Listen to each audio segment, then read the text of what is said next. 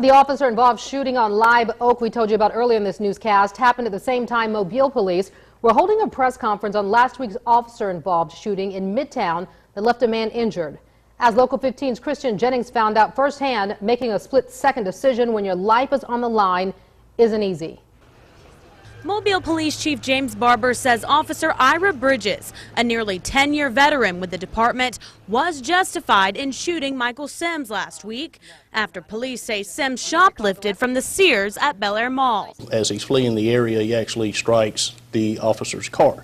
From there, the officer began a pursuit. That pursuit ended here at Upham and Old Shell in Midtown, where the suspect pulled into a parking space and Officer Bridges crashed his patrol car into Sims' Mustang. At that point, both hands are on the steering wheel of the vehicle. The officer and the suspect are about a hood's length away from each other.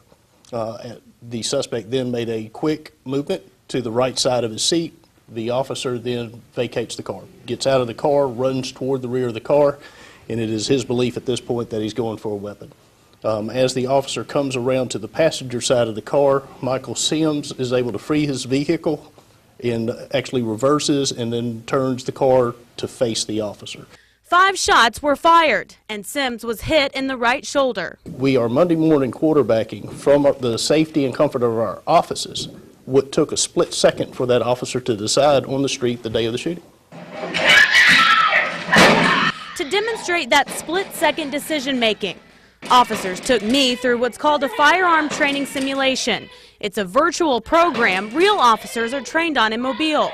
I was shot at least 20 times today by multiple virtual suspects because I waited until they actually pulled a gun before firing my weapon. Action is quicker than reaction. In Mobile, Christian Jennings, Local 15 News. Well, it is still up to the grand jury to decide if the officer was justified. As for the man who was shot after leading police on a chase, new charges have been filed tonight. Michael Sims is now charged with exploitation of assets. Officials say Sims stole property from a woman he says is his grandmother and then pawned it. Sims is expected to be in court tomorrow for the new charge. A hearing on last week's incident is set for April.